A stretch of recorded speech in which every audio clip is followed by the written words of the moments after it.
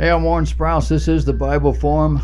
We're here every Sunday night from 8 until 10 p.m. Eastern, just for you, looking at life through a biblical lens and solving all the world's problems in 2 hours or less. Today in America, you cannot disparage homosexuality or those who practice it without incurring the wrath of both the homosexuals and their defenders, which are many and are well placed in academia and in the media. They used to be called homosexual. There were nasty words attached to that, epithets that are unrepeatable. But today they're called gay. A word like gay is used to deflect our attention away from their dark and dangerous lifestyle choices. Of course, using the word choices is enough to get you in trouble. These are people who are not making choices, we're told. They are people who are intrinsically attracted to those of their own gender. And that's another word you have to be careful about. What constitutes gender? Is it native to the individual, or is even that a choice? What about those who champion the gay lifestyle? Well, they have to be careful about telling us what these people do in order to gratify their sexual desire, most of which would cause the other 96% of the population to recoil in disgust, hence the term gay. So how many homosexuals do we have in America? Well, the public estimate ranges in the 25 to 28% range. The most recent survey, however, indicates 3.8% identifying as gay. And that was a Gallup poll in June of 2012. And observers in this field say that's being generous. Now that's about the same as biblically based evangelical Christians in America, the 25 or 30%. And we are far more marginalized and belittled than the 3.8%. Some of our acceptance of homosexuals comes from our sense of defending the little guy. Because they're so maligned, people will come to their defense simply to protect them from being unnecessarily hurt. It's not fair. Today, the gay community has made more progress on legal and social acceptance than any other demographic group in history. Not my opinion. This came out of the study.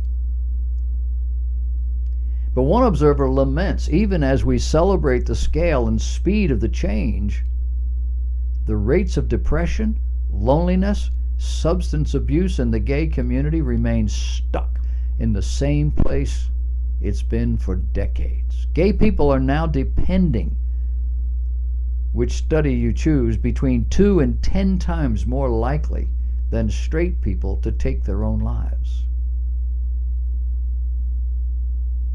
They're twice as likely to have a major depressive episode. And just like the last epidemic we lived through, the trauma appears to be concentrated among men. Now that last episode is called AIDS, acquired immune deficiency, a killer. Science is bragging on the fact that they pretty much have that licked now. It's only been 30 or 40 years. It started back in the early 80s. It spread through the homosexual community like a wildfire. Why? Well, because the medical community, the political community, the educational community, the people who had a say in all of this refused to respond to AIDS as though it were a disease, a killing disease. You remember Typhoid Mary?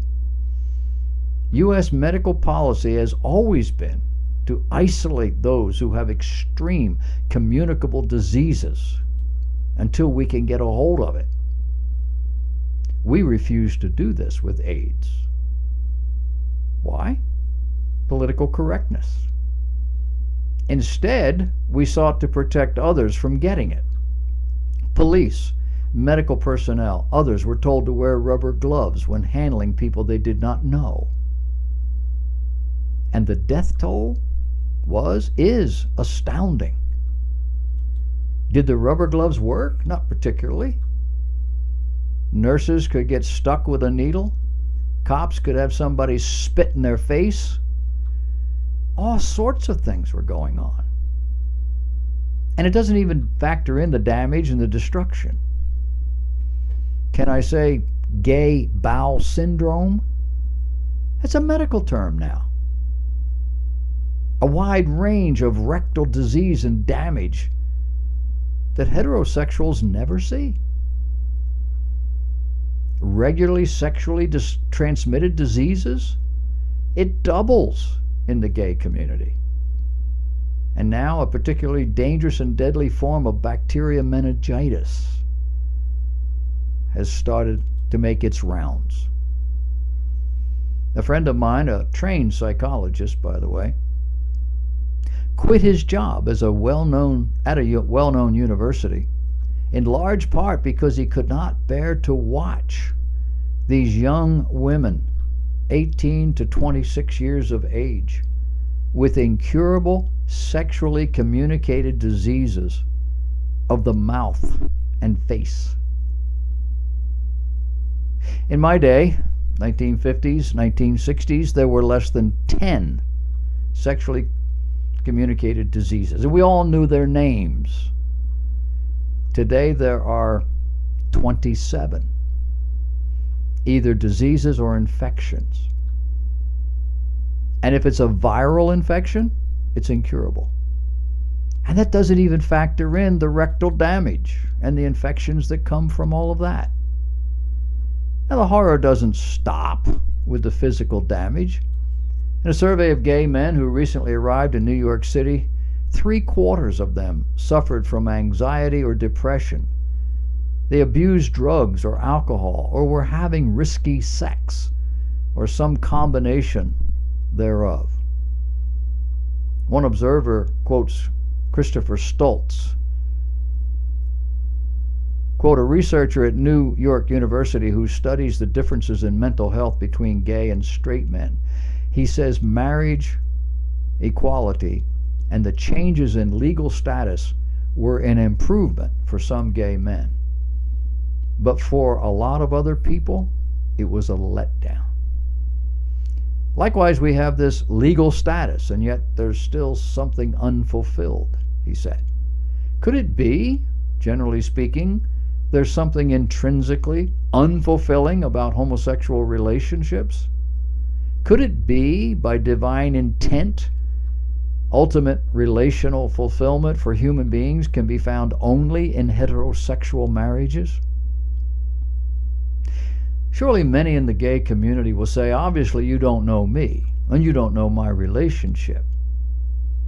How dare you make such a generalization? But the questions are based on the data being presented here. It's also being based on biblical reasoning and on the testimonies from ex-gays who have expressed the qualitative differences between their old homosexual relationships and their current heterosexual marriage. In the Netherlands, where gay marriage has been legal since 2001, gay men remain 3 times more likely to suffer from a mood disorder than do straight men, and 10 times more likely to engage in suicidal self-harm. In Sweden, which has had civil unions since 1995 and full marriages since 2009, men married to men have triple the suicide rate of men married to women. Point. It's not simply an American response. It's a human response.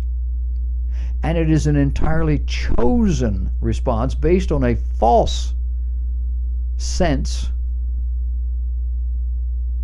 relationship response to a physical desire.